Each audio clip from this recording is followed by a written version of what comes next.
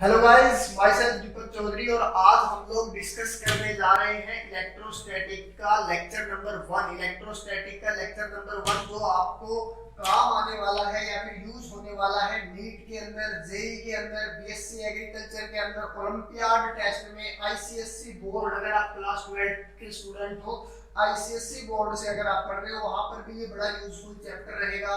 CBSE board से अगर आप 12th पढ़ रहे हो या फिर आप हरियाणा बोर्ड से 12th पढ़ रहे हो, उन सभी के मद्देनजर रखते हुए हम लोगों ने आपके लिए इलेक्ट्रोस्टैटिक 1 फिजिक्स क्लास 12th का ये चैप्टर प्रिपेयर किया है। आई होप आप पूरी वीडियो अगर देखोगे तो आपको बहुत अच्छे से कंसेप्ट क्लियर होंगे और हर एक चीज आपको बहुत अच्छे से समझ आने वाली है। बट आपको क्या करते रहना है, पूरी वीडियो के साथ आपको बने रहना है। तो इलेक्ट्रोस्टैटिक के पहले चैप्टर में अगर मैं चर्चा करूं तो इलेक्ट्रोस्टैटिक से एक स्टेप पीछे हम लोग चलेंगे। इलेक्ट्रोस्टैटिक वर्ड से एक स्टेप पीछे हम चलेंगे कि वो क्या है, इलेक्ट्रोमैग्नेटिज्म। यानी कि इलेक्ट्रोस्टैटिक पढ़ने से पहले हम लोग इलेक्ट्रोमैग्नेटिज्म के बारे में थोड़ी सी चर्चा करेंगे। इलेक्ट्रोमैग्नेटिज्म जैसा कि आपको दिखाई दे रहा है, इलेक्ट्रोमैग्नेटिज्म है क्या? इलेक्ट्रोमैग्नेटिज्म है study of electric and magnetic field. Study of electric and magnetic field is known as electromagnetism. अब जो इलेक्ट्रिक फील्ड है और मैग्नेटिक फील्ड है, ये कहां से मिलता है? जब हम इलेक्ट्रिक चार्ज को रेस्ट पे रखें तो वो क्या करता है, अपने चारों ओर इलेक्ट्रिक फील्ड बनाता है। और जब वो मोशन में हो, इलेक्ट्रिक चार्ज जब मोशन में हो तो वो इलेक्ट्रिक फील्ड तो बनाता ही है, उसके साथ साथ वो मैग्नेटिक फील्ड भी बनाता है। तो हम लोग ऐसा बोल सकते हैं, एक तो हमारे पास डेफिनेशन सामने लिखी हुई है कि ये वो ब्रांच है फिजिक्स की जो इंटरेक्शन करती है या स्टडी करती है इलेक्ट्रिक और मैग्नेटिक फील्ड की, या हम लोग बोल सकते हैं कि ये वो ब्रांच है फिजिक्स की जिसके अंदर हम लोग स्टडी करते हैं, study about electric charge, study about electric charge. यानी हम लोग इलेक्ट्रोमैग्नेटिज्म में इलेक्ट्रिक फील्ड पढ़ते हैं, मैग्नेटिक फील्ड पढ़ते हैं, या फिर हम लोग सिंपली बोल सकते हैं कि हम लोग इलेक्ट्रिक चार्ज को स्टडी करते हैं किसके अंदर, इलेक्ट्रोमैग्नेटिज्म में। अब इस इलेक्ट्रोमैग्नेटिज्म के 3 पार्ट बनाएंगे, 3 ब्रांचेस बनाएगी जो कि आपके सामने है। पहली है इलेक्ट्रोस्टैटिक जो कि हमारी पहली यूनिट भी है जिसको हम लोग आज डिस्कस करेंगे। उसके बाद है मैग्नेटिज्म और इसके बाद है इलेक्ट्रोमैग्नेटिक वेव। तो ये 3 ब्रांचेस हैं इलेक्ट्रोमैग्नेटिज्म की। तो पहली ब्रांच इलेक्ट्रोस्टैटिक जिसके ऊपर हम चर्चा कर रहे हैं और ये क्लास 12th की पहली यूनिट भी है। इसके बाद आप क्लास 12th में देखोगे मैग्नेटिज्म भी एक यूनिट है और इलेक्ट्रोमैग्नेटिक वेव भी एक यूनिट है। इलेक्ट्रोस्टैटिक क्या होता है? Electrostatic study of electric charge ही होगा बिकॉज़ ये किसकी ब्रांच है, इलेक्ट्रोमैग्नेटिज्म की। बट कंडीशन है, कंडीशन क्या है कि ये जो चार्ज जिसकी हम स्टडी करें वो रेस्ट पे होना चाहिए। अगर वो आपका चार्ज रेस्ट पे है तब तो हम लोग उसको इलेक्ट्रोस्टैटिक में डिस्कस करेंगे, और अगर उसके अंदर मोशन आ गया तो फिर वो इलेक्ट्रोस्टैटिक का काम नहीं है। तो आज हम जितनी भी चीजें पढ़ेंगे, जितने भी चार्ज के बारे में डिस्कस करेंगे, वो चार्ज कहाँ रहेगा, रेस्ट के ऊपर रहेगा। ये बात आप लोग समझ के रखोगे। इसके बाद मैग्नेटिज्म। मैग्नेटिज्म क्या है? स्टडी है इलेक्ट्रिक चार्ज की, बट कौन सा चार्ज होना चाहिए, मूविंग चार्ज होना चाहिए, मूविंग चार्ज। और उसकी जो वेलोसिटी है वो क्या रहनी चाहिए, कांस्टेंट रहनी चाहिए, विद कांस्टेंट वेलोसिटी।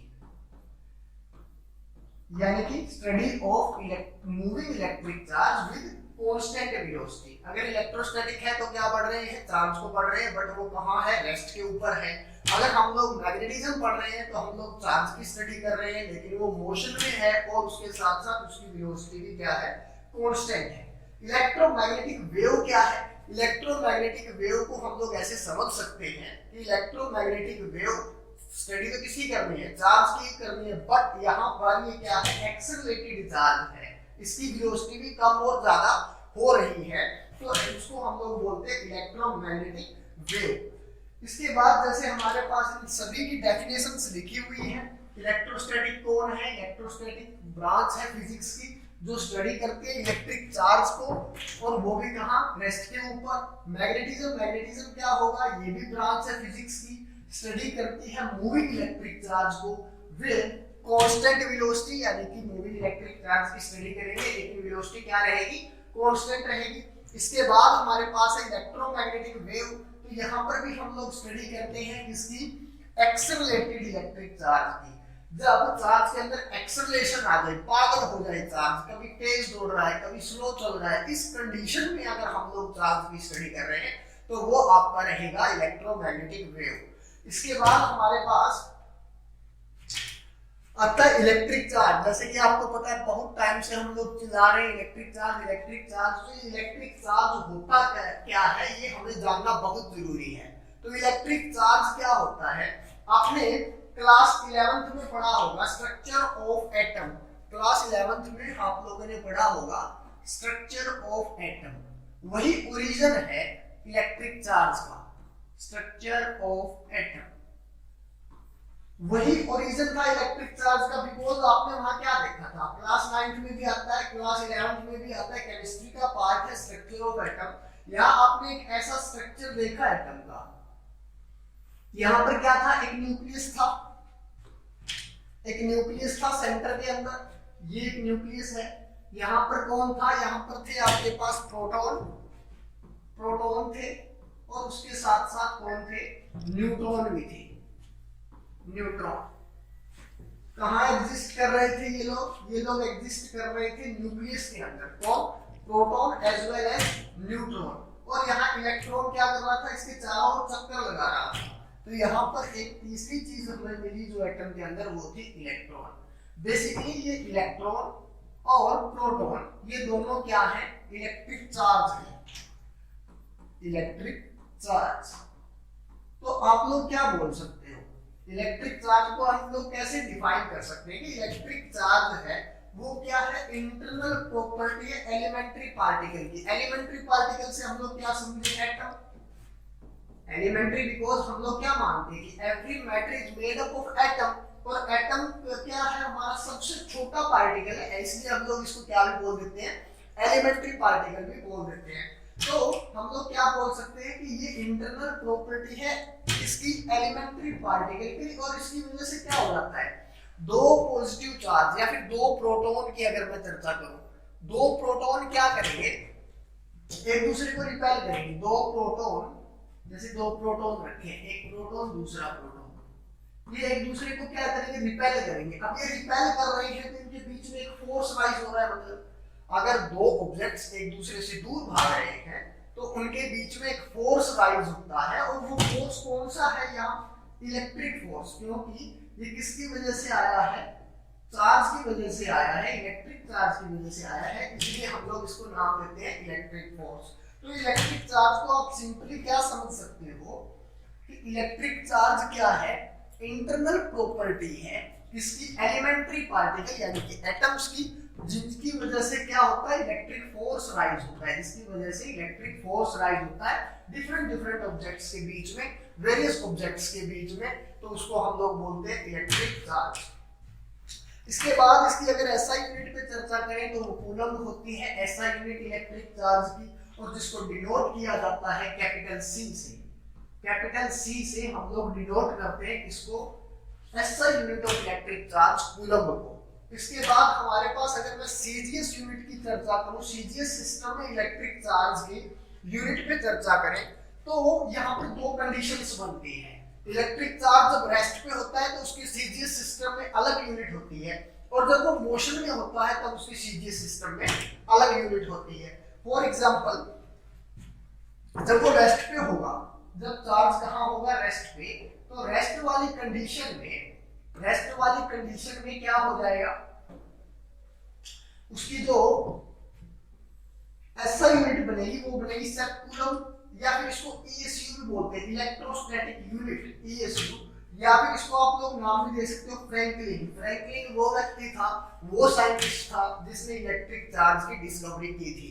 तो हम लोग इसकी तीन यूनिट सीजीएस सिस्टम में बता सकते हैं जब चार्ज रेस्ट पे हो। आप याद रखोगे, अगर आपसे पूछा जाता है कि सीजीएस सिस्टम में चार्ज की यूनिट क्या है, तो आपको क्या देखनी पड़ेगी, कंडीशन देखना पड़ेगा कि चार्ज अब रेस्ट पे है या फिर मोशन में है। अगर वो रेस्ट पे है तो उसकी अलग टाइप की यूनिट है, और अगर वो मोशन में है तो उसकी अलग टाइप की यूनिट है। यहाँ हमारे पास कहाँ किस पे चर्चा कर रहे हैं हम लोग, रेस्ट चार्ज पे चर्चा कर रहे हैं। जब रेस्ट पे होगा चार्ज तो उसकी ये 3 यूनिट आप लोग बोल सकते हो, सेट कूलम बोल सकते हो, ईएसयू बोल सकते हो, ईएसयू इज इलेक्ट्रोस्टैटिक यूनिट, और इसको फ्रैंकलिन भी बोल सकते हो। ये तो फ्रैंकलिन उसके नाम पे दी गई है यूनिट जो जिसने डिस्कवरी की थी इलेक्ट्रिक चार्ज की। और जो ये फ्रैंकलिन है या फिर ईएसयू आप बोल दो, सेट कूलम बोल दो, ये smallest unit of electric charge है। इससे छोटी यूनिट नहीं है जिसमें हम इलेक्ट्रिक चार्ज को मेजर कर सकते हैं। और इसकी जो वैल्यू होती है वो कितनी होती है, अगर मैं कूलम पे चर्चा करूं तो ये क्या होती है 1/3 × 10 raised to power 9 कूलम के इक्वल होती है। 1 ESU is equal to 1/3 × 10 raised to power 9 coulomb. या फिर आप ऐसा भी बोल सकते हो कि 1 कूलम है वो 3 × 10 raised to power 9 ESU के इक्वल है। दोनों ही बातें आपकी क्या रहेगी, सही रहेंगी, एक्यूरेट रहेंगी।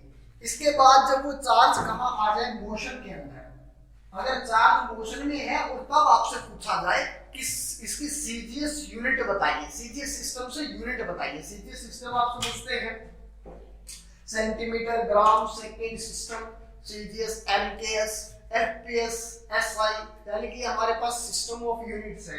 तो सीजीएस सिस्टम के अंदर अगर चार्ज मोशन के अंदर है तो उसको हम लोग ऐसा यूनिट बोलते हैं एड कूलम या फिर ईएमयू। ईएमयू का मतलब यहाँ पर क्या है, इलेक्ट्रोमोटिव यूनिट। इलेक्ट्रोमोटिव यूनिट यानी कि जब चार्ज कहाँ है, मोशन के अंदर है, तब आप लोग क्या कहोगे कि ये एड कूलम के इक्वल होता है। और 1 EMU is equal to 10 coulomb होता है, यानी कि कूलम से बड़ी यूनिट है, एसआई से बड़ी यूनिट है। कौन, सीजीएस सिस्टम में जब चार्ज कहाँ हो, मोशन के अंदर हो। 1 EMU इज इक्वल टू होता है 10 कूलम के, यानी कि कूलम से भी बड़ी यूनिट है EMU। ऐसा आप लोग याद रखोगे। सबसे छोटी यूनिट फ्रैंकलिन हुई, ESU हुई, उसके बाद आपका कूलम आएगा और उसके बाद कौन आएगा, EMU आएगा। इसके बाद हमारे पास कुछ और भी यूनिट है, जैसे Faraday. Faraday is the unit of charge, और ये सबसे बड़ी यूनिट भी है। फैराडे इज द बिगेस्ट या largest unit of electric charge, और ये किसके इक्वल होती है, 96,500 कूलम के इक्वल, यानी 1 faraday is equal to 96,500 coulomb.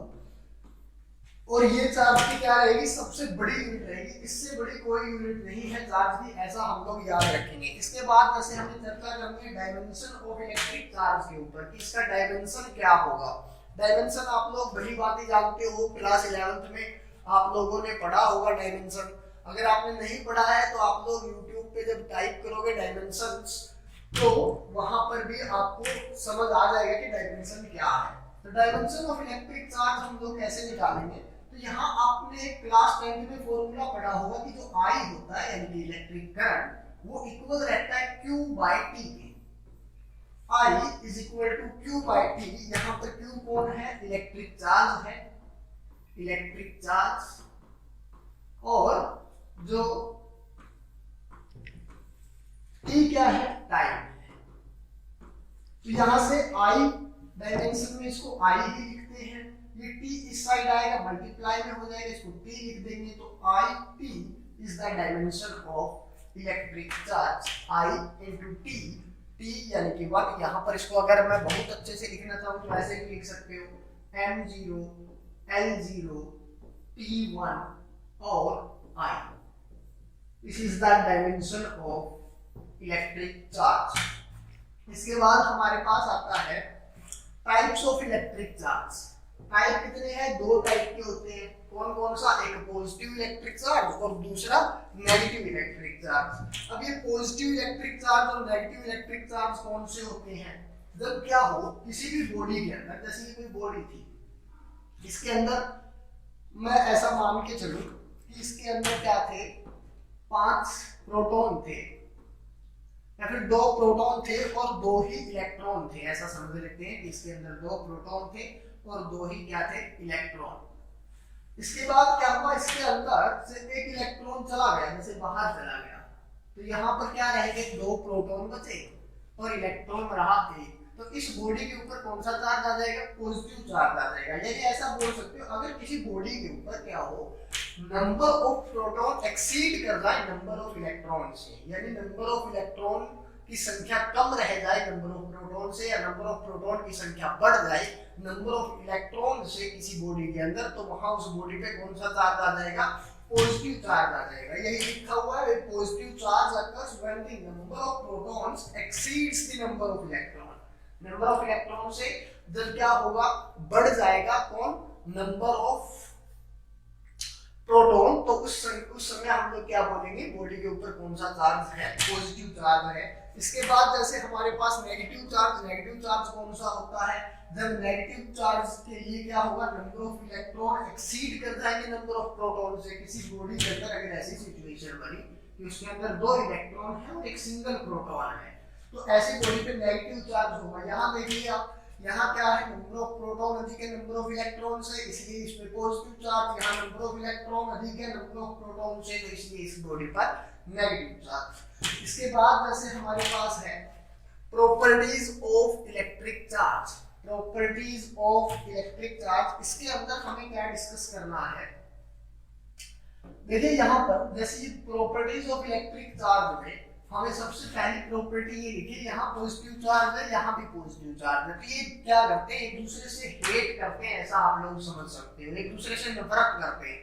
अगर कोई व्यक्ति किसी दूसरे व्यक्ति से नफरत करता है तो वो क्या करता है, उससे दूर भागता है, दूर चला जाता है। यानी कि हम लोग यहाँ लिख सकते हैं कि ये क्या करेंगे, आपस में हेट करेंगे या फिर रिपेल कर देंगे एक दूसरे को, ठीक है, एक दूसरे से दूर भागेंगे। अगर इन दोनों को पास पास रखा गया तो ये इधर भाग जाएगा, ये इधर भाग जाएगा, ठीक है। तो दो जगह पॉजिटिव चार्ज, दो एक जैसे चार्ज अगर हम लोगों ने साथ साथ रख दिए तो क्या होगा, वो एक दूसरे से दूर भागेंगे, रिपेल करेंगे, एक दूसरे से हेट करेंगे।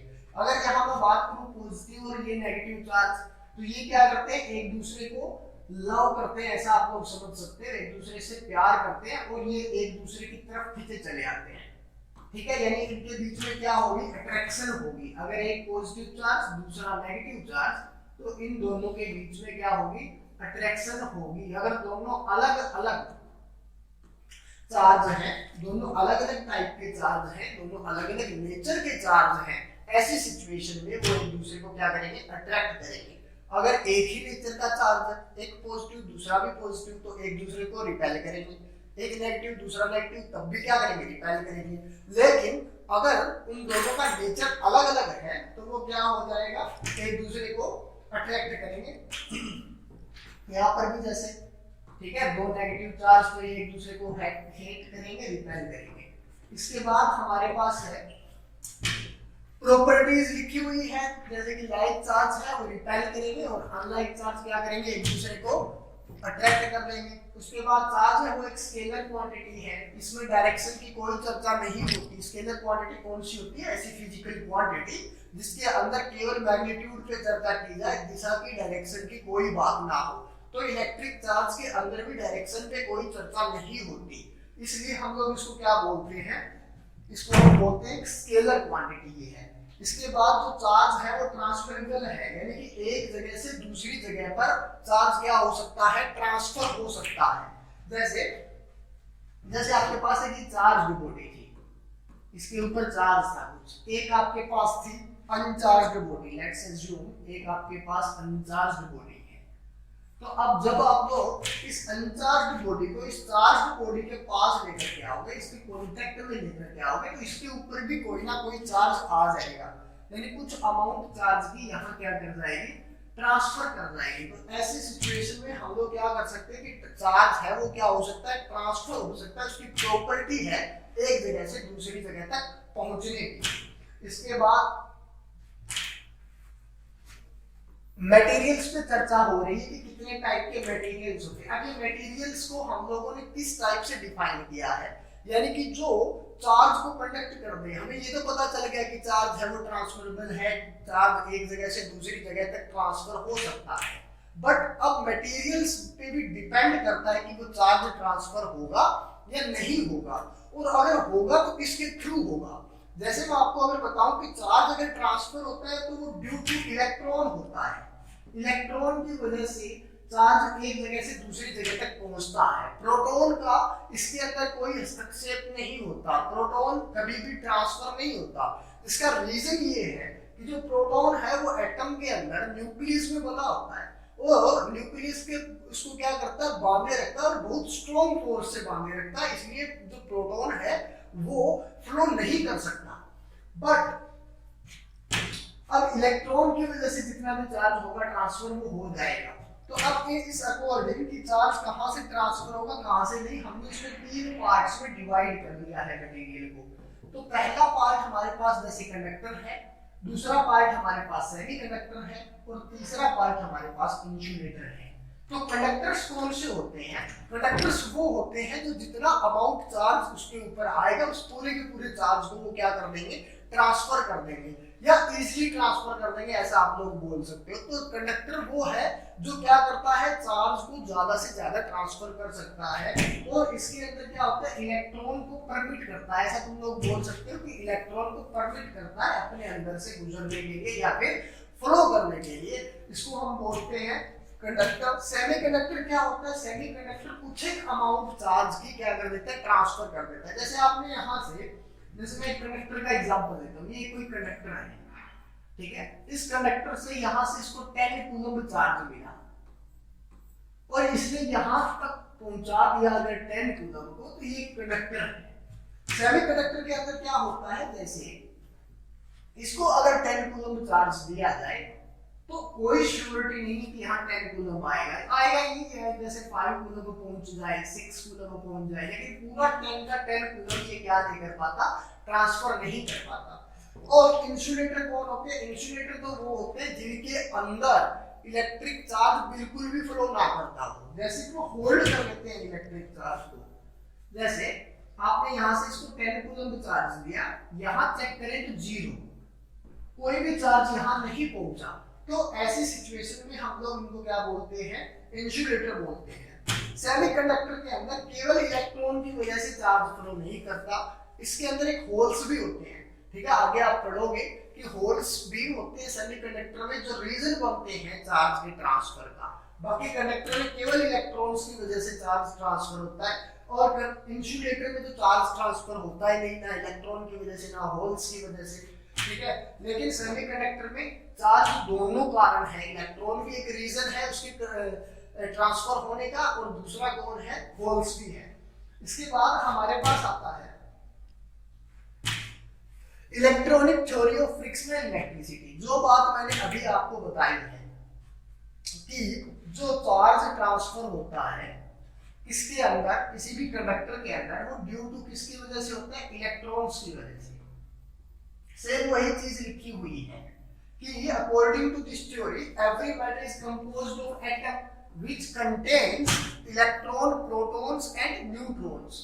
Both electron and proton have charge but due to strong nuclear forces the protons are bound together strongly।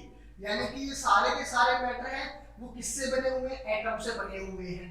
But अब इसके अंदर क्या है, अब इस एटम के अंदर क्या है, 3 चीजें हैं, एक तो इलेक्ट्रॉन, प्रोटॉन और न्यूट्रॉन।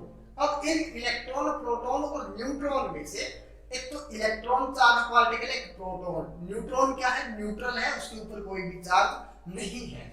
और अब इलेक्ट्रॉन है वो तो क्या कर सकता है, वेरी कर सकता है, लेकिन प्रोटॉन वेरी नहीं कर सकता या फिर फ्लो नहीं कर सकता। क्यों नहीं कर सकता, क्योंकि वो एक न्यूक्लियर फोर्स से बना हुआ है और इसके अंदर बना हुआ है न्यूक्लियस। तो यही बताती है हमें कौन, electronic theory of frictional electricity. ये क्या कहती है कि जितना भी चार्ज ट्रांसफर होगा एक बॉडी से दूसरी बॉडी तक, उसका रीजन केवल कौन रहेगा, इलेक्ट्रॉन रहेगा। जो चार्ज ट्रांसफर होगा वो किसकी वजह से होगा, केवल इलेक्ट्रॉन की वजह से होगा। इसके बाद हमारे पास आता है इलेक्ट्रोस्टैटिक इंडक्शन। इलेक्ट्रोस्टैटिक इंडक्शन क्या है कि हम जब किसी वस्तु को, एक चार्ज बॉडी को बिना किसी, या ऐसा समझ सकते हैं कि एक अनचार्ज बॉडी को बिना किसी चार्ज बॉडी के कांटेक्ट में ले आए, हम लोग उसको क्या कर दें, चार्ज कर दें, इसको बोलते हैं इलेक्ट्रोस्टैटिक इंडक्शन। जैसे क्या है, electrostatic induction is the physical phenomena in which a material can be charged without any actual contact with a charged body on bringing two substances close to each other due to induction properties, the movement of charge carriers from one object to another। यानी कि हम लोग actual contact में नहीं लेके आते और फिर भी क्या कर लेते हैं, दूसरी बॉडी को चार्ज कर देते हैं। जैसे इस फिगर से आप लोग समझ सकते हो, यहाँ पर अगर मैं इस स्फीयर पे चर्चा करूं तो ये क्या है, अभी अनचार्ज्ड है, इसके ऊपर कोई चार्ज नहीं है। क्यों नहीं है? बिकॉज देखिए यहाँ पर number of proton is equal to number of electron है। तो इससे हमें क्या पता लग गया कि ये तो क्या है, अभी अनचार्ज्ड है। उसके बाद हम लोग क्या लेके आए, एक चार्ज्ड बॉडी लेके आए, इसको इसके पास रखा, तो इससे क्या हो गया, अब ये इलेक्ट्रॉन है वो सारे एक साइड आ गए, यानी कि इन प्रोटॉन्स ने इन इलेक्ट्रॉन्स को अपनी तरफ क्या कर लिया, अट्रैक्ट कर लिया। यहाँ पर जो पॉजिटिव चार्ज बचा था उसको हमने क्या कर दिया, ग्राउंड से जोड़ दिया, जिसकी वजह से ट्रांसफर ऑफ इलेक्ट्रॉन हुआ और ये क्या हो गया, पूरा पॉजिटिव चार्ज कैंसिल आउट हो गया। इस टाइप से हम लोग फिर अगर अब इस बॉडी को हटा भी लेंगे, इस चार्ज बॉडी को हटा भी लेंगे, फिर भी इस पूरी बॉडी पर क्या आ जाएगा, नेगेटिव चार्ज आ जाएगा। इस सिचुएशन से किसी बॉडी को चार्ज करना, इस वे से, इस तरीके से किसी बॉडी को चार्ज करना क्या कहलाता है, इलेक्ट्रोस्टैटिक इंडक्शन कहलाता है। इसके बाद हम इसका एक दूसरा एग्जांपल कुछ ऐसा भी ले सकते हैं, जैसे आपके पास एक स्फीयर है और इसके ऊपर जो चार्ज है वो कौन सा है, लेट्स अज्यूम इस बॉडी के ऊपर पॉजिटिव चार्ज है।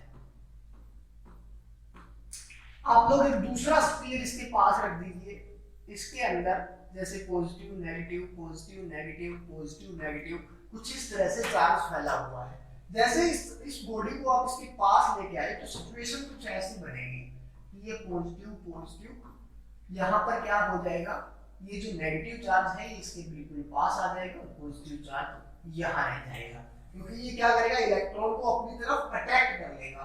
इसके बाद जैसे हम इसको ग्राउंड से कनेक्ट करेंगे तो ट्रांसफर ऑफ इलेक्ट्रॉन हो जाएगा, जिसकी वजह से ये पॉजिटिव चार्ज क्या हो जाएगा, फिनिश।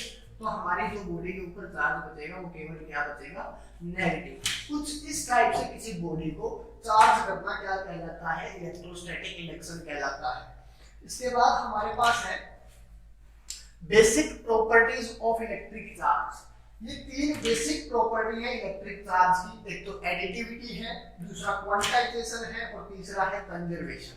ये तीन प्रॉपर्टी आपको बहुत अच्छे से समझनी है और ये तीन प्रॉपर्टी को अगर हम समझ जाते हैं तो इलेक्ट्रिक चार्ज की बहुत सारी चीजों को हम लोग इजीली समझ पाते हैं। अगर ये तीन चीजें हमें अच्छे से समझ आ जाती है। सबसे पहले एडिटिविटी ऑफ इलेक्ट्रिक चार्ज है।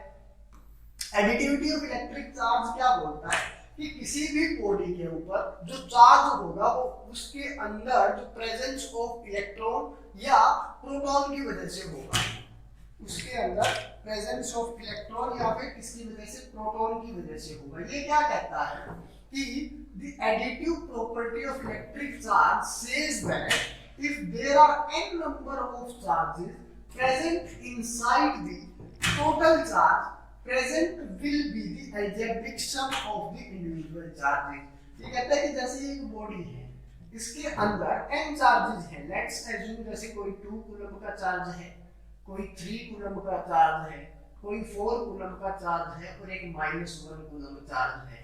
ये n चार्जेस इसके अंदर रखे गए हैं। तो इसमें अगर तुम लोग टोटल चार्ज निकालने का प्रयास करोगे या फिर टोटल चार्ज बताना चाहोगे तो आप इन सब का अलजेब्रिक सम कर दीजिए। अलजेब्रिक सम जैसे 2 + 3 + 4 और उसके बाद क्या है -1, तो टोटल चार्ज कितना हुआ, 2 + 3 5 + 4 9 -8, यानी इस बॉडी पे टोटल चार्ज 8 कूलम है।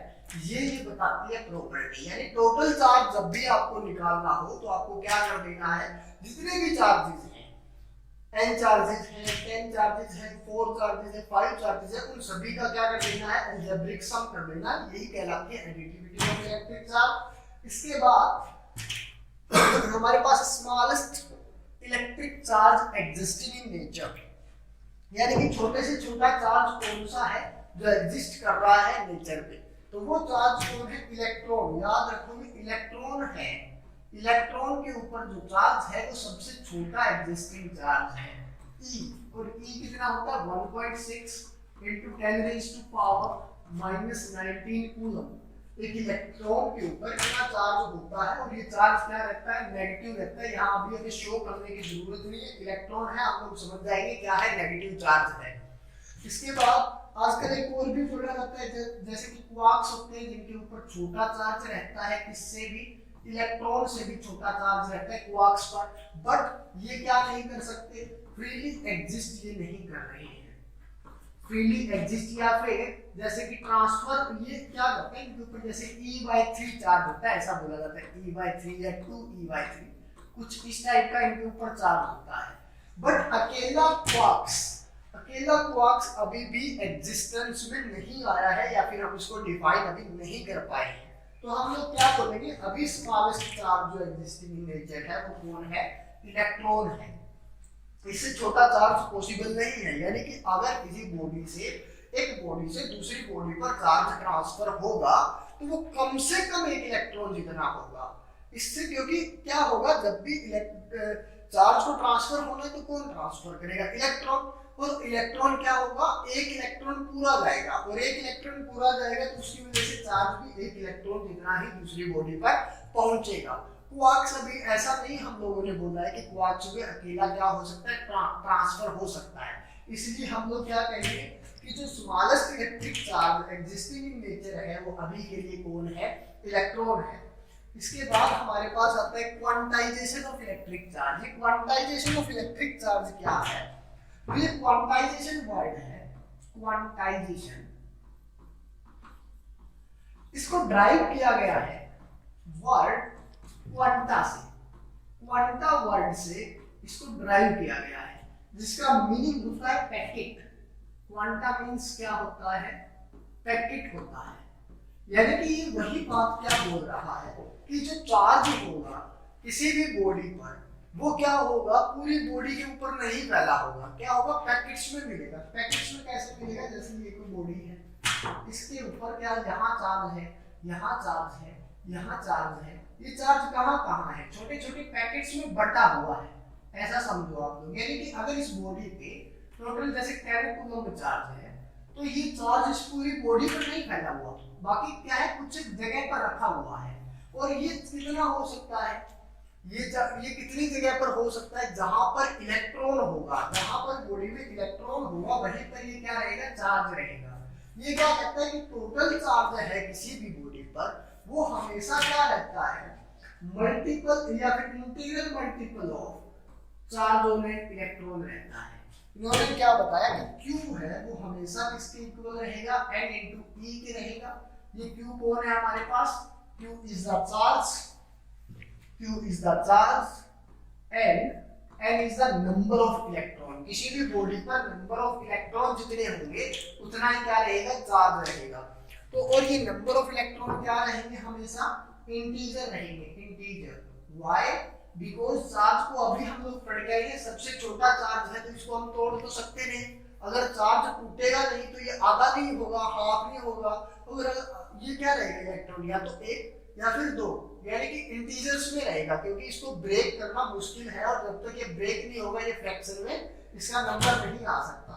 तो हमारे पास एक फॉर्मूला मिला, Q इज इक्वल टू हमेशा क्या रहेगा, NE रहेगा। जैसे आपसे कुछ पूछ सकता है कि एक बॉडी है उसके ऊपर 2 इलेक्ट्रॉन प्रेजेंट है, ठीक है, तो इस पर टोटल चार्ज बताइए। तो चार्ज क्या होगा, 2 into charge on an electron 1.6 into 10 raised to power minus 19, that is the total charge on that body। इसके बाद हमारे पास आता है क्वांटाइजेशन ऑफ इलेक्ट्रिक चार्ज में आपके पास डेफिनेशन सामने, the charge is always represented in the form of Q is equal to Ne, और here N is an integer and E is the charge on an electron, ऐसा हम लोग समझ सकते हैं, ठीक है। या फिर प्रोटॉन भी आप लोग बोल सकते हो। बस हमारे पास क्या है, सिंपल होना चाहिए कि इलेक्ट्रॉन है तो नेगेटिव चार्ज है, और अगर प्रोटॉन है तो कौन सा चार्ज है, पॉजिटिव चार्ज है। मैग्नीट्यूड ऑफ E पे चर्चा हो जाए तो ये क्या है, E is equal to 1.6 into 10 raised to power minus 19 coulomb. ये आप याद रखोगे कि इतना चार्ज एक इलेक्ट्रॉन के ऊपर होता है, और इसी को बोलते हैं क्वांटाइजेशन ऑफ इलेक्ट्रिक चार्ज। यहाँ पर भी लिखा हुआ है कि यहाँ पर एक चार्ज कितना होगा, 1 इलेक्ट्रॉन के इक्वल, यहाँ 2 इलेक्ट्रॉन के इक्वल, यहाँ 3 इलेक्ट्रॉन के इक्वल, और अगर ये N हो जाए तो क्या हो जाएगा, N into E। इसके बाद हमारे पास आता है conservation of electric charge. Conservation, conserved word यानी कि कांस्टेंट, कंजर्वेशन क्या होता है, जो कांस्टेंट होता है। तो चार्ज भी पूरे ब्रह्मांड का क्या है, कांस्टेंट है। ना तो ये इसको अलग से हम बना सकते नया चार्ज, और ना ही जो पहले से प्रेजेंट चार्ज है उसको हम लोग खत्म कर सकते हैं। फॉर एग्जांपल जैसे कि यहाँ पर एक बॉल मैं लेता हूँ, इस बॉल के अंदर जैसे ये 3 बॉल्स और रखी हैं, इस बॉल पे जैसे 5 कूलम चार्ज है, इस पे 2 कूलम और इस पे 3 कूलम। अगर आपको इसी के बारे में उसके बाद सिचुएशन ऐसी बना दी जाए कि इन 3 बॉल्स पर अब चार्ज क्या हो गया है, ट्रांसफर हो गया, जैसे इस पे 7 हो गया है, इस पे 8 कूलम हो गए, तो थर्ड बॉल पे चार्ज कितना होगा। तो हम लोग यहाँ से बता सकते हैं कि चार्ज क्या है, कांस्टेंट है। चार्ज कभी भी खत्म नहीं हो सकता या फिर नया चार्ज नहीं बन सकता। ऐसी सिचुएशन में आप लोग क्या बोल सकते हो कि यहाँ पर जैसे 10 कूलम चार्ज है, तो यहाँ आने के बाद भी ये चार्ज क्या रहेगा, 10 कूलम ही रहेगा। यहाँ पर हमने देखा 5 2 7 3 10 है, तो यहाँ पे 7 और 8 15, तो यहाँ पर क्या रहेगा, -5 कूलम चार्ज रहेगा। -5 कूलम चार्ज होते ये भी कितना आ जाएगा, 10। यानी कि चार्ज है वो क्या है, कंजर्व्ड है, कांस्टेंट है। तो कंजर्वेशन ऑफ चार्ज हमें सिखाता है कि the law of conservation of charge states that electric charge can neither be created nor be destroyed। ना तो इसको हम बना सकते ना ही इसको हम खत्म कर सकते। एक क्लोज सिस्टम में amount of charge remains the same when something changes its charge doesn't create charge but transfer it। हम लोग क्या कर सकते हैं, चार्ज को एक बॉडी से दूसरी बॉडी तक ट्रांसफर कर सकते हैं, लेकिन क्रिएट नहीं कर सकते। एक अनचार्ज बॉडी है, फॉर एग्जांपल ये अनचार्ज पेन मेरे पास है, तो इसको मैं क्या कर सकता हूँ, चार्ज कर सकता हूँ, दूसरी बॉडी से चार्ज लेकर के मैं इसको चार्ज कर सकता हूँ, बट मैंने ये कोई नया चार्ज नहीं बनाया है। जैसे यहाँ पर अगर हम चर्चा करें, ये एक चार्ज बॉडी थी, यहाँ पर क्या था, अनचार्ज बॉडी थी। उसके बाद क्या हो गया, एक बॉडी से दूसरी बॉडी में चार्ज ट्रांसफर हो गया। जितना चार्ज यहाँ ट्रांसफर होगा उतना ही यहाँ कम हो जाएगा। टोटल चार्ज क्या रहेगा, कांस्टेंट रहेगा। ये हम लोग याद रखेंगे। इसके बाद हमने ये 3 प्रॉपर्टी आज डिस्कस कर ली है। कौन कौन सी प्रॉपर्टी, एक तो एडिटिविटी, एक क्वांटाइजेशन और एक कंजर्वेशन। एडिटिविटी में हमने क्या देखा कि टोटल चार्ज होगा, n चार्जेस का जो टोटल चार्ज होगा वो इसको हम लोग क्या कर देंगे, सभी का अलजेब्रिक सम कर देंगे। सभी चार्जेस का हम लोग अलजेब्रिक सम कर देंगे तो हमारे पास क्या आ जाएगा, टोटल चार्ज निकल के आ जाएगा। अलजेब्रिक सम जब हम लोग करेंगे तो हमारे पास टोटल चार्ज निकल के आ जाएगा। और इसके बाद जैसे हमारे पास क्वांटाइजेशन में हमको क्या सिखाया कि जो Q है वो इक्वल है n में E के, और जो n है वो क्या है, नंबर ऑफ इलेक्ट्रॉन्स है, और ये हमेशा क्या रहेगा, इंटीजर रहेगा। और E क्या है, चार्ज ऑन एन इलेक्ट्रॉन है, जिसकी अमाउंट होती है 1.6 × 10⁻⁻19 कूलम। इसके बाद हमारे पास कंजर्वेशन है, इसने हमें क्या सिखाया, charge neither be created nor be destroyed. Charge को ना ही तो बनाया जा सकता और ना ही खत्म किया जा सकता। ये क्या है, कांस्टेंट है एक क्लोज सिस्टम के लिए। इसके बाद हमारे पास आता है कि क्वेश्चन लिखा हुआ है, क्वेश्चन आपके सामने है कि कौन बड़ा है, चार्ज ऑन एन इलेक्ट्रॉन या फिर 1 कूलम चार्ज। क्वेश्चन ये है कि कौन बड़ा है, which is bigger, charge on an electron या फिर क्या, एक कूलम चार्ज। तो सबसे पहले मैंने आपको बताया था कि जो सबसे छोटा चार्ज है वही कौन है, इलेक्ट्रॉन है। तो इसका आंसर क्या रहेगा, इलेक्ट्रॉन छोटा चार्ज है और 1 कूलम चार्ज बड़ा है, ठीक है। और इसके बाद इसमें पूछा गया है कि how many electronic charges from 1 coulomb of charge, यानी कि कितने इलेक्ट्रॉनिक चार्जेस बन सकते हैं 1 कूलम चार्ज से। तो पहला क्वेश्चन था which is bigger, A coulomb charge, एक कूलम चार्ज और charge on an electron. Question number 1 तो यही था, चार्ज ऑन एन इलेक्ट्रॉन। तो हमारे पास आंसर क्या आया कि 1 कूलम चार्ज, एक coulomb charge is greater than charge on an electron. तो ऐसा आप लोग लिख सकते हो, ए 1 coulomb charge is greater than charge on an electron. दूसरा क्वेश्चन हमसे पूछा कि एक अगर ऐसा है कि एक कूलम्ब चार्ज बड़ा है चार्ज ऑन एन इलेक्ट्रॉन से, तो एक कूलम्ब चार्ज में कितने चार्ज इलेक्ट्रॉनिक चार्जेस बन सकते हैं। तो इसके लिए हमें क्या करना पड़ेगा, हमारे पास एक फॉर्मूला है Q is equal to N into में E।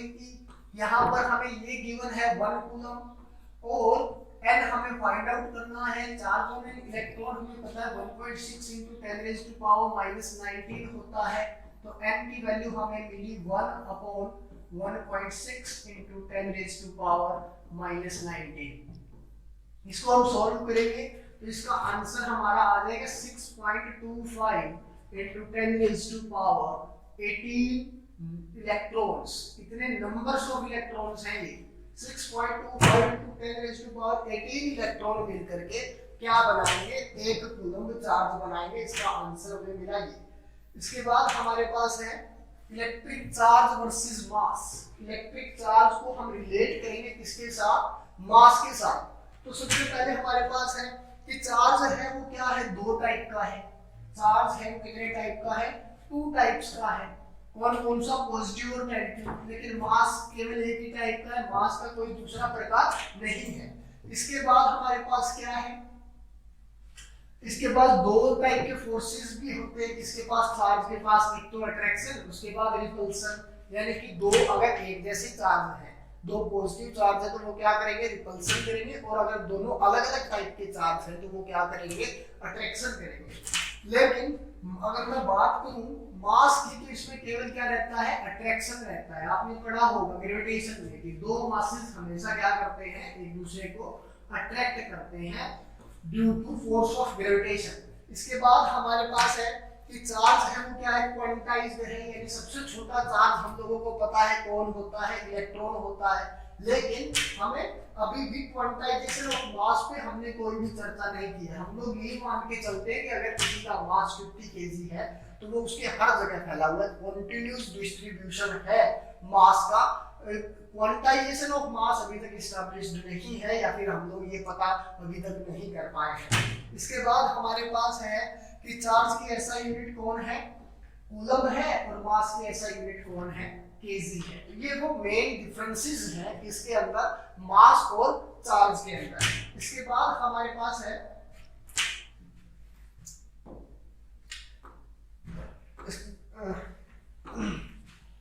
Effect of speed on mass and electric charge. Speed का क्या इफेक्ट रहेगा मास पे और इलेक्ट्रिक चार्ज के ऊपर। तो देखिए स्पीड का चार्ज पर कोई इफेक्ट नहीं पड़ता, स्पीड का चार्ज के ऊपर कोई भी इफेक्ट नहीं पड़ता। आप लोग याद रखोगे कि जो चार्ज है, चार्ज वो इफेक्टेड नहीं होता। चार्ज इफेक्टेड नहीं होता किसकी वजह से, स्पीड की वजह से। कोई कितने भी स्पीड से दौड़ रहे, अगर किसी का चार्ज 10 कूलम्ब है तो वो 10 कूलम्ब ही रहेगा। उसकी स्पीड बढ़ रही है, उसकी स्पीड कम हो रही है, इससे कोई इफेक्ट नहीं पड़ता चार्ज के ऊपर। बट मास के ऊपर इफेक्ट पड़ता है, मास के ऊपर इसका इफेक्ट रहता है। जैसे जैसे हमारे पास एक बुक थी या फिर एक थ्योरी थी रिलेटिविटी की, स्पेशल थ्योरी ऑफ रिलेटिविटी, जिसका एग्जैक्ट नेम था स्पेशल थ्योरी ऑफ रिलेटिविटी में अल्बर्ट आइंस्टीन क्या कहते हैं कि जैसे जैसे मास बढ़ेगा या जैसे जैसे स्पीड बढ़ेगी ऑब्जेक्ट की, वैसे वैसे उसका मास भी बढ़ता जाएगा। जैसे जैसे स्पीड बढ़ेगी ऑब्जेक्ट की, वैसे वैसे उसका मास क्या होगा, बढ़ता जाएगा। तो और वो कैसे बढ़ेगा, m is equal to m not upon 1 minus v square upon c square. इस रिलेशन से वो मास बढ़ेगा। m क्या है, m तो है जिस स्पीड पे आप लोग मास फाइंड आउट कर रहे हो बॉडी का। m नॉट क्या है, उसका rest mass. 1 minus v is the speed of that body and c is the speed of light। इस फॉर्मूले के अकॉर्डिंग मास क्या होगा, बढ़ता जाएगा। अगर आप यहाँ ध्यान से देखो कि अगर ये v बहुत छोटा हुआ, जैसे कि 10 मीटर पर सेकेंड, 20 मीटर पर सेकेंड, 40 मीटर पर सेकेंड, ऐसी सिचुएशन में ये क्या हो जाएगा, पूरा 1 हो जाएगा और m is equal to m not हो जाएगा, बिकॉज ये अगर बहुत छोटा हुआ तो c तो बहुत ज्यादा होता है, स्पीड ऑफ लाइट बहुत ज्यादा होती है 3 × 10⁻⁸ मीटर पर सेकंड। तो ऐसी सिचुएशन में ये क्वांटिटी पर बहुत इफेक्ट नहीं पड़ता। जैसे कि हम आम तौर पर जैसे हम चलते हैं, हमारे चलने से क्या हमारा मास बढ़ जाता है? नहीं, ऐसा नहीं होगा, क्योंकि अगर होगा भी तो बहुत ही ऐसा इम्पैक्ट आएगा जिसका हमें पता भी नहीं चलेगा, बहुत छोटा सा चेंज आएगा। लेकिन अगर हमारी स्पीड बहुत अधिक हो जाए, हमारी स्पीड पहुंच जाए स्पीड ऑफ लाइट के आसपास, तब इसके ऊपर इफेक्ट पड़ेगा और क्या होगा, ये ऑब्जेक्ट का जो मास है या हमारा मास है वो बढ़ जाएगा। ऐसा देखा गया है किसके ऊपर, जैसे इलेक्ट्रॉन में मोशन आता है, अल्फा पार्टिकल में मोशन आता है, बहुत छोटे चार्जेस हैं, उनके ऊपर मास बहुत कम है, उनके ऊपर थोड़ा सा भी अगर हम फोर्स लगा दें, 1 न्यूटन भी फोर्स लगा दें, तो उनके अंदर काफी भारी मात्रा में, बड़ा भयंकर मात्रा में एक्सेलरेशन आता है, जिनकी वजह से उनकी स्पीड पहुंच जाती है इसके आसपास, स्पीड ऑफ लाइट के आसपास, और उस सिचुएशन में मास के ऊपर भी इफेक्ट पड़ता है। ये बात हमें पता चली थी स्पेशल थ्योरी ऑफ रिलेटिविटी में, जो आइंस्टाइन साहब के द्वारा लिखी गई है या फिर बताई गई है। इसके बाद आपके पास आता है गोल्ड लीफ।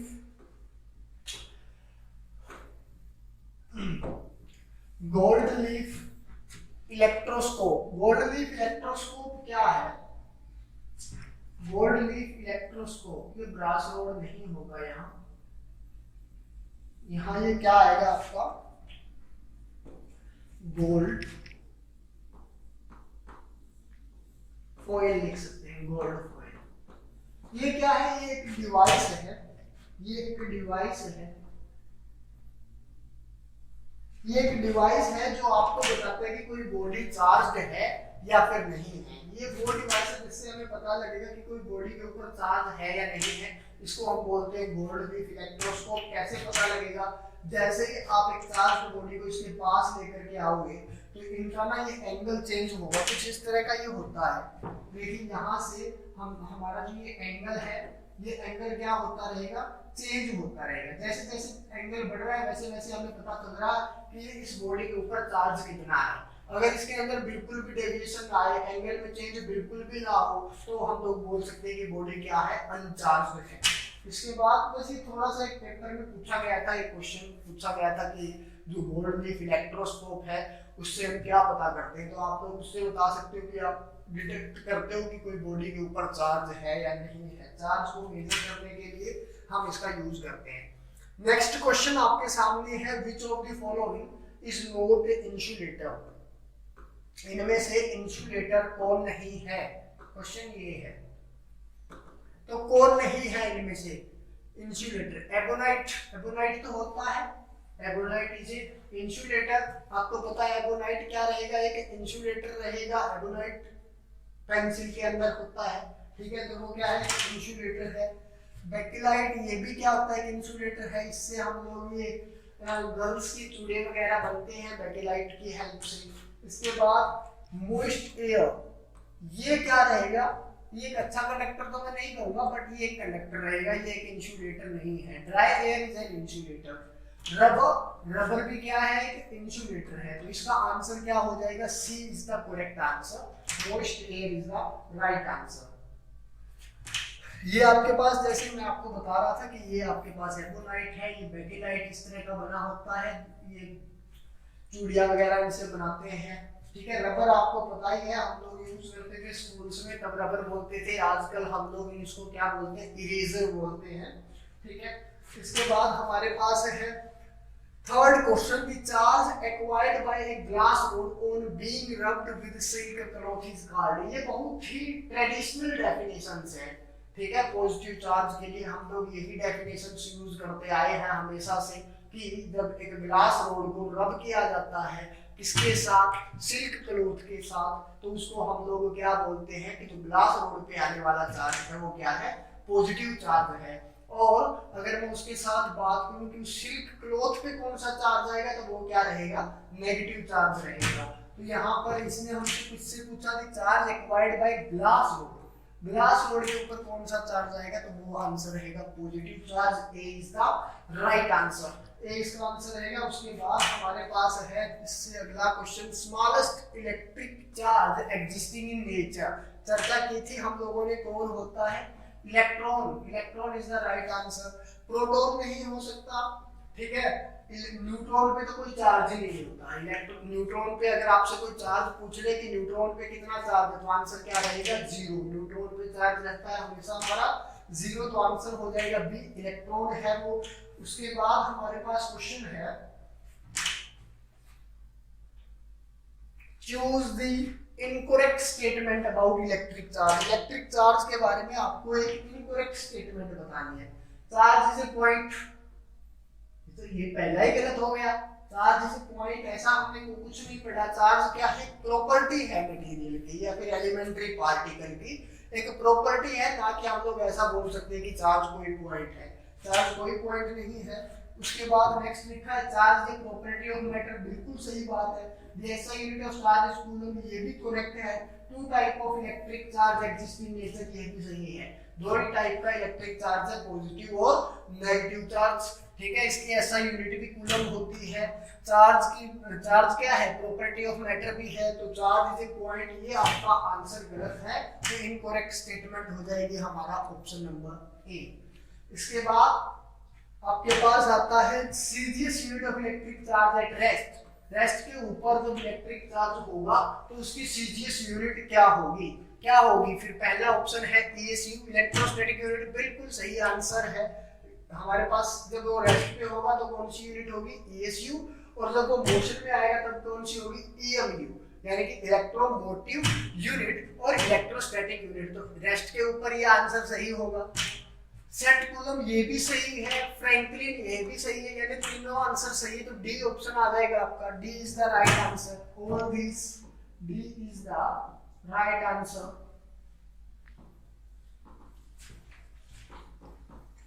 इसके बाद हमारे पास नेक्स्ट क्वेश्चन है, CGS unit of moving electric charge.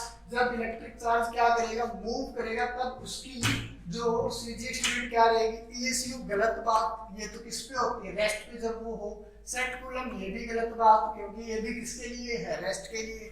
एब coulomb, this is the right answer. C, all this नहीं हो सकता, तो C is the right answer. तो आज ये हमने 6-7 क्वेश्चन किए हैं। इसके बाद की क्लास हमारी, इससे नेक्स्ट आने वाली क्लास है, उसमें हम और भी अधिक क्वेश्चंस करेंगे। इलेक्ट्रोस्टैटिक को का लेक्चर नंबर 2 अभी आपका आने वाला। इस पूरे चैप्टर को पढ़ते टाइम हम लोग 0 लेवल से हम लोग क्वेश्चन स्टार्ट करेंगे, और जेई लेवल तक के, ओलंपियाड लेवल तक के, नीट लेवल तक के क्वेश्चन हम लोग इसमें सॉल्व करेंगे।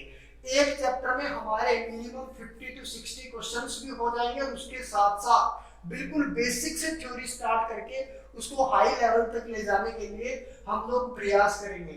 आज की वीडियो को देखने के लिए आपका धन्यवाद। Thank you.